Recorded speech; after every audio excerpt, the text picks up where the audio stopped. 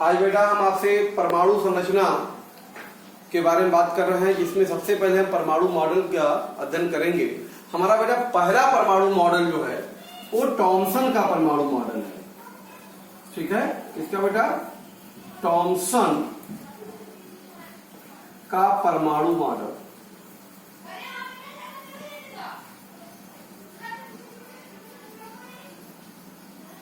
ध्यान दीजिएगा।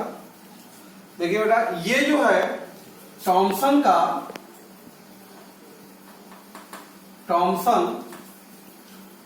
ने सर जे थॉमसन जैसे कर सकते हैं सर जे थॉमसन ने कैथोड किरणों के गुणों के आधार पर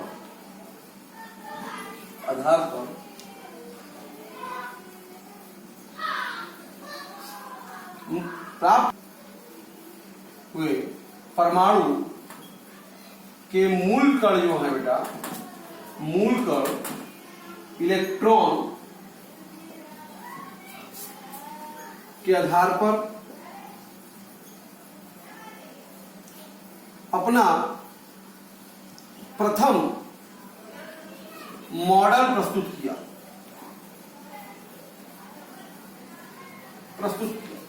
ठीक है, जिसके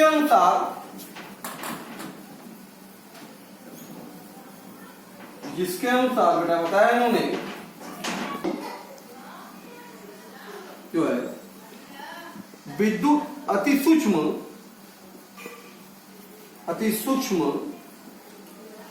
विद्युत उदासीन कण है बेटा। इन्होंने बताया परमाणु हमारा अति सूक्ष्म विद्युत उदासीन कण है जो धनावेशित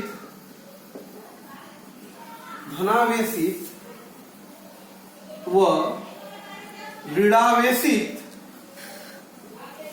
द्रव्यों से मिलकर बना होता है। उन्होंने कहा बेटा जो हमारा परमाणु होता है बेटा, जो ये अति सूक्ष्म विद्युत उदासीन कण है, बात समझ में आ रहा है, जो धनावेशित और ऋणावेशित द्रव्यों से मिलकर बना होता है बेटा।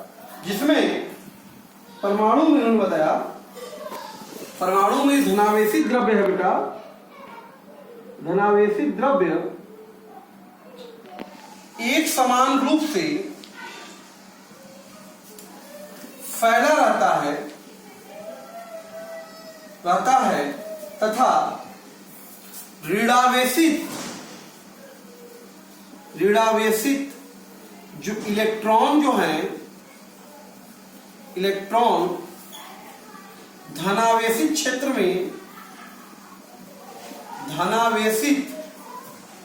क्षेत्र में उसी प्रकार धसे होते हैं जिस प्रकार तरबूज में उसके बीज धसे होते हैं। क्लियर?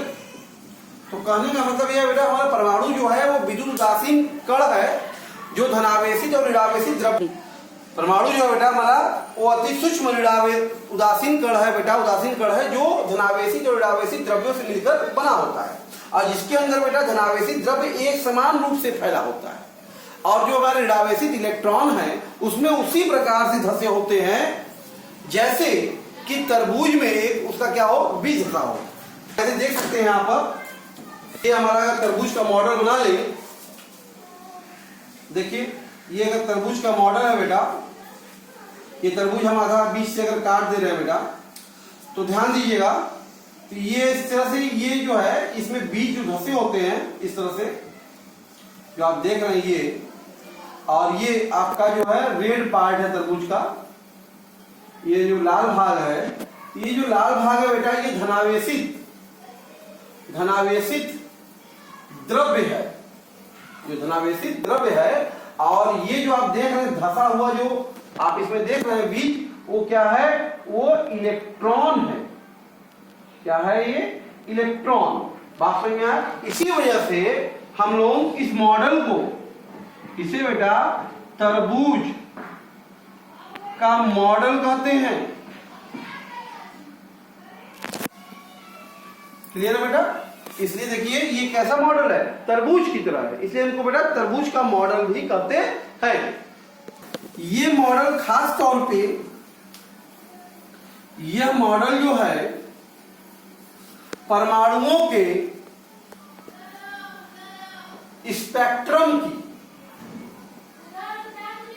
स्पेक्ट्रम की व्याख्या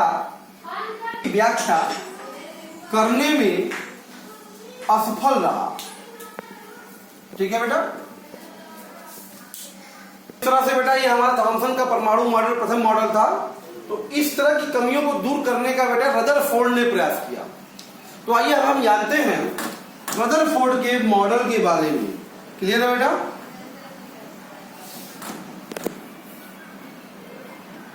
पहले हम बात करेंगे रदरफोर्ड का अल्फा प्रकीर्णन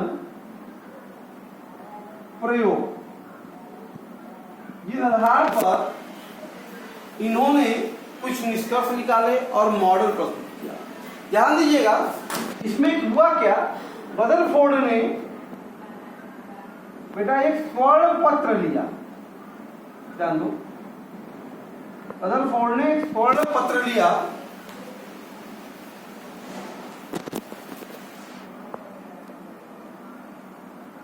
और स्वर्ण पत्र पर यहां पर अल्फा कण का सोर्स ले लिया, स्रोत जहां से अल्फा कणें निकलती हैं। तो उन्होंने क्या किया? रदरफोर्ड ने, इन्होंने स्वर्ण पत्र पर अल्फा कणों की बमबारी कराई और उन्होंने देखा, ध्यान दीजिए, उन्होंने देखा बहुत से कुछ अल्फा कण पत्र को सीधा भेद कर, पत्र को सीधा पार करके आगे निकल जा रहे थे। और हम देखते हैं कुछ अल्फा कण बेटा अपने पथ से विचलित हो जा रहा। और बेटा बहुत से कम ऐसे अल्फा कण थे जो 90 डिग्री से अधिक कोण पर ये विचलित हो जा रहे थे। ठीक है? बहुत से कम अल्फा कण ऐसे। ठीक है? तो ये रदरफोर्ड का एक्सपेरिमेंट है, स्कैटरिंग। इसके आधार पर रदरफोर्ड ने क्या किया? इसमें ध्यान दीजिएगा, यहां पे रदरफोर्ड ने बेटा स्वर्ण पत्र पर अल्फा कणों की बमबारी कराई और उससे प्राप्त परिणामों के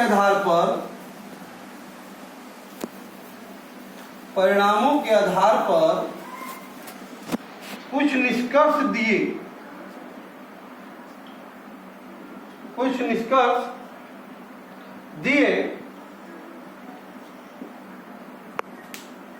यहां पे इस प्रयोग के द्वारा उन्होंने कुछ निष्कर्ष दिए जो कि निम्न है। आइए उन निष्कर्षों को जानते हैं। सबसे पहला आप देख रहे हैं बेटा इस प्रयोग में, सबसे पहली बात क्या देख रहे हैं आप? बहुत से अल्फा कण पत्र को भेद कर सीधे निकल जा रहे हैं। दिख रहा है कि नहीं? सीधे निकल जा रहे हैं। हम देख रहे बहुत से अल्फा कण देखिए भेद कर सीधे निकल जा रहे हैं। इसका क्या अर्थ हुआ? तो इसका अभिप्राय यह है बेटा, इसका अभिप्राय यह है कि परमाणु में अधिकांश स्थान रिक्त होता है। क्या होता है बेटा? रिक्त होता है। तो ये जो परमाणु हमारा अल्फा कण सीधे निकल जाए, इसका रिजल्ट हमें मिल गया कि जो सीधे निकल जा रहा है निश्चित तौर पे हमारा परमाणु में क्या होगा, बहुत सारा स्थान क्या होगा, रिक्त होगा। क्लियर है बेटा। दूसरी बात ध्यान दीजिएगा, हम लोग देख रहे हैं बहुत से अल्फा कण आगे जाते हैं पथ से विचलित हो जा रहे हैं। हम देख रहे हैं कि कुछ अल्फा कण ऐसे हैं अपने पथों से विचलित हो जा रहे हैं, विचलित हो जा रहे हैं। तो बेटा इसका अभिप्राय यह है, इसका अभिप्राय यह है कि परमाणु के केंद्र में, परमाणु के बेटा केंद्र में धनावेशित भाग, क्या है, धनावेशित भाग स्थित है। क्योंकि भाई अल्फा कण धनावेश होता है, धन प्रकृति का होता है, और वो जाते ही दूर हट गए, विचलित हो गए। इसका मतलब यह है कि केंद्र में क्या होगा, धनावेशित क्षेत्र उपस्थित है। क्लियर है बेटा। फिर तीसरी पॉइंट ध्यान दीजिएगा, क्या स्पष्ट है यहां पर, हम देख रहे हैं कि कुछ अल्फा कण जो ऐसे हैं, कुछ अल्फा कण 90 डिग्री से अधिक कोण पर विचलित हो जा रहे हैं, विचलित हो जा रहे हैं। तो इसका अभिप्राय यह है, इसका अभिप्राय यह है कि बेटा कि केंद्र में जो धनावेशित भाग है, जो धनावेशित भाग है वह सघन, वह दृढ़ है। क्या है बेटा, सघन और दृढ़ है। क्लियर है बेटा। तो यहां से रदरफोर्ड ने कहा, इस आधार पर रदरफोर्ड ने क्या कहा बेटा, परमाणु का केंद्रीय अति सूक्ष्म दृढ़ भाग जहां परमाणु का समस्त धनावेश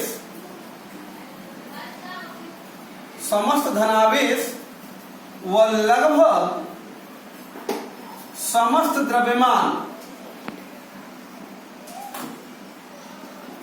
द्रव्यमान निहित होता है, परमाणु नाभिक कहलाता है। क्या कहलाता है बेटा, वो क्या कहलाता है, परमाणु नाभिक कहलाता है। तो यहां से परमाणु नाभिक की खोज हुई इस स्कैटरिंग प्रयोग के द्वारा। इन्होंने कहा किसी भी परमाणु का केंद्रीय अति सूक्ष्म भाग जहां उसका समस्त धनावेश हो और लगभग समस्त द्रव्यमान स्थित होता है, ऐसे केंद्रीय भाग को हम परमाणु का क्या कहते हैं बेटा, नाभिक कहते हैं। क्लियर है बेटा। इस प्रयोग के द्वारा कूलाम के नियम से यह भी बताया कि विक्षेपित कणों की संख्या होती है वो बेटा वो साइन के पावर 4 θ/2 के समानुपातिक होता है बेटा, जहां यम जो है थीटा कोण पर विक्षेपित अल्फा कणों की संख्या होती है। ठीक है बेटा। तो यहां से हम लोग कितने पार्टिकल कितने एंगल पे मूव कर रहे हैं उसकी संख्या का भी तुलना कर सकते हैं। ये था रदरफोर्ड का अल्फा प्रकीर्णन प्रयोग। क्लियर है बेटा। करते हैं रदरफोर्ड परमाणु मॉडल की। क्लियर।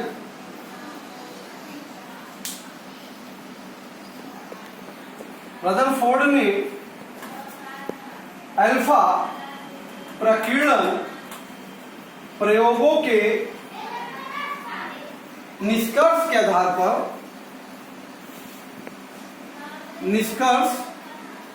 के आधार पर अपना परमाणविक नाभिकीय मॉडल प्रस्तुत किया, जिसके अनुसार, ध्यान दीजिएगा, सबसे पहली बात इन्होंने क्या कहा कि बेटा हमारा परमाणु जो होता है, परमाणु अति सूक्ष्म गोलाकार विद्युत उदासीन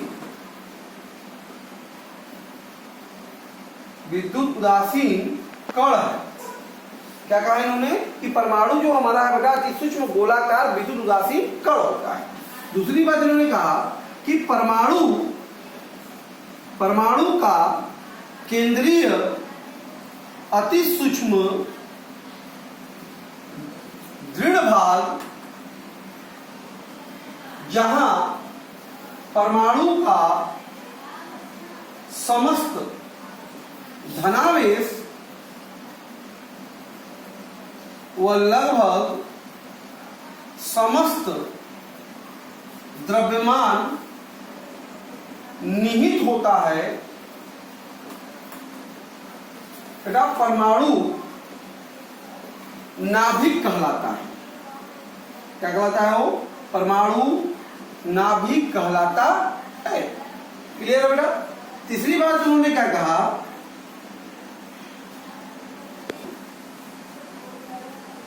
नाभिक की जो त्रिज्या होती है वो 10 के घाते -12 सेंटीमीटर के कोटि की, जबकि परमाणु की त्रिज्या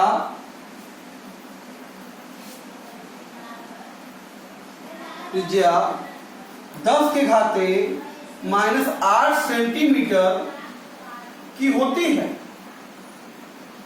तथा रदरफोर्ड ने यह भी बताया बेटा कि नाभिक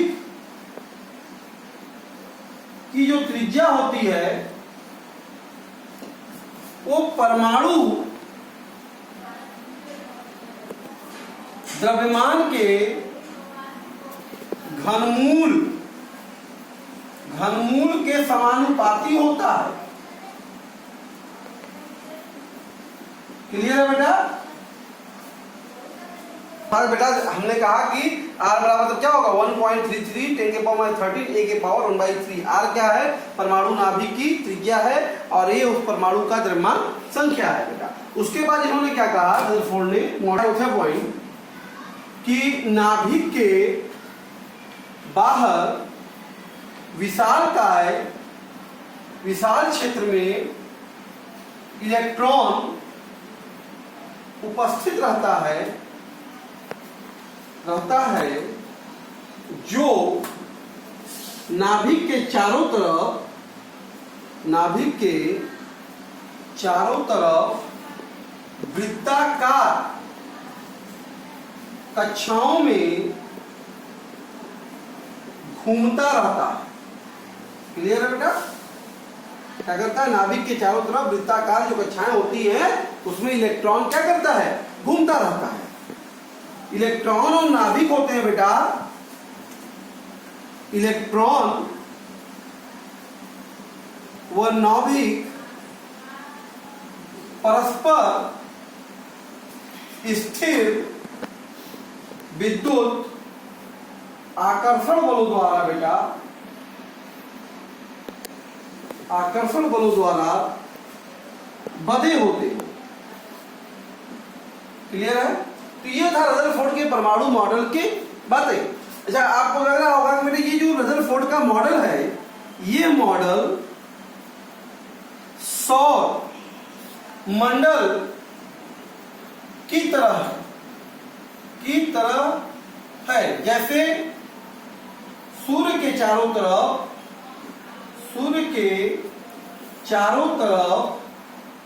विभिन्न ग्रह परिक्रमण करते रहते हैं, उसी प्रकार नाभिक के चारों ओर बेटा ये इलेक्ट्रॉन परिक्रमण करते हैं, ठीक है बेटा। इस कारण इस मॉडल को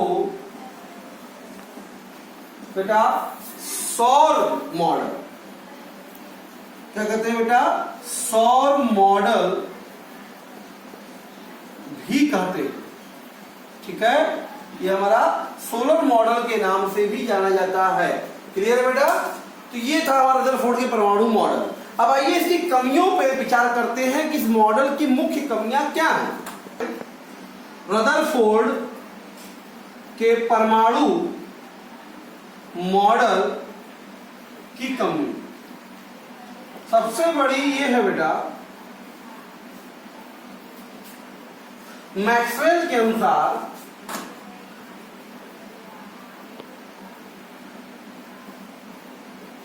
ध्यान दीजिएगा कि जब कोई आवेशित कण बेटा, जब कोई आवेशित कण गति करता है तो लगातार ऊर्जा का उत्सर्जन करता रहता है। बेटा जब कोई गतिशील आवेशित कण गति करेगा तो उसका ऊर्जा क्या होगी, उत्सर्जित होगी, तथा उसकी ऊर्जा धीरे धीरे कम होती जाती है। इस आधार पर चूंकि इलेक्ट्रॉन आवेशित कण है और नाभिक के चारों ओर गति करता रहता है, जिससे उसकी ऊर्जा लगातार कम होती रहती है, जिससे उसके वृत्ताकार पथ घूम रहा है बेटा, वृत्ताकार पथ की त्रिज्या छोटी होती जाती है, जिससे अंत में इलेक्ट्रॉन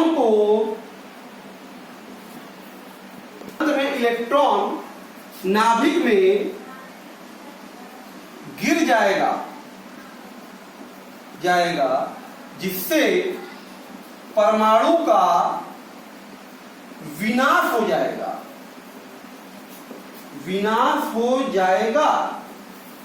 बात समझे। परंतु आप जानते हैं, ऐसा संभव नहीं है, क्योंकि परमाणु जो है बेटा वो अविनाशी है। परमाणु क्या है, अविनाशी है, उसका नष्ट नहीं हो सकता। बात समझ में आ रहा है, क्लियर है। तो यहाँ पे अगर हम बात करें तो मॉडल के अनुसार समझने की कोशिश करें अगर हम लोग इसी बात को, तो यहीं से अगर देखिए, अगर ये नाभिक है, इलेक्ट्रॉन परिक्रमण कर रहा है, जो फाइनल में अंत में धीरे धीरे परिक्रमण करता हुआ ये इलेक्ट्रॉन है, अगर तो ऊर्जा इसकी क्या होगी, धीरे धीरे बेटा घटती जाएगी और अंत में ये नाभिक में क्या होना चाहिए, गिर जाना चाहिए। ठीक है, लेकिन ऐसा होता नहीं है, काल्पनिक बात है कि इलेक्ट्रॉन नाभिक में नहीं गिर सकता। तो इसका मतलब यह हुआ कि रदरफोर्ड जो है, रदरफोर्ड परमाणु के स्थायित्व की व्याख्या करने में असफल रहे। ठीक है, इन्होंने ये जो है परमाणु के स्थायित्व की व्याख्या नहीं कर सके। ये इस मॉडल की सबसे बड़ी कमी है। क्लियर है बेटा? बेटा रदरफोर्ड जो है परमाणुओं के रैखिक स्पेक्ट्रमों की व्याख्या करने में असफल रहे। ठीक है बेटा? अगली बात, रदरफोर्ड जो है बेटा परमाणुओं की इलेक्ट्रॉनिक संरचना की व्याख्या नहीं की है। तो ये सब बेटा क्या था, रदरफोर्ड के परमाणु मॉडल की कमी थी। तो आज बेटा हम आपसे परमाणु मॉडल में प्रथम 2 मॉडल की चर्चा आपसे हमने किया। सबसे पहला थॉमसन का परमाणु मॉडल की चर्चा किया, जो कि तरबूज मॉडल के समान है। इसमें हमारा परमाणु धनावेशित द्रव्य और ऋणावेशित इलेक्ट्रॉन से मिलकर बना होता है। उसी प्रकार जिस प्रकार से तरबूज के लाल भाग में उसका बीज धसा होता है, ये हमारा थॉमसन का मॉडल था। और दूसरा मॉडल जो हमने देखा रदरफोर्ड का परमाणु मॉडल, ये सौरी मॉडल है। इसमें नाभिक केंद्र में होता है, इलेक्ट्रॉन चारों तरफ परिक्रमण करता रहता है। लेकिन ये मॉडल खास तौर पे मैक्सवेल सिद्धांत का मतलब परमाणु के स्थायित्व की व्याख्या करने में असफल रहा। ये मॉडल भी आगे चल के क्या किया गया, इसको नेग्लेक्ट कर दिया गया। इनकी कमियों को दूर करने में प्लांक साहब का बहुत बड़ा योगदान रहा, जिसके बारे में हम अगले वीडियो में आपसे बेटा चर्चा करेंगे। इतनी बातें आप रिवाइज कीजिए। Okay, thank you.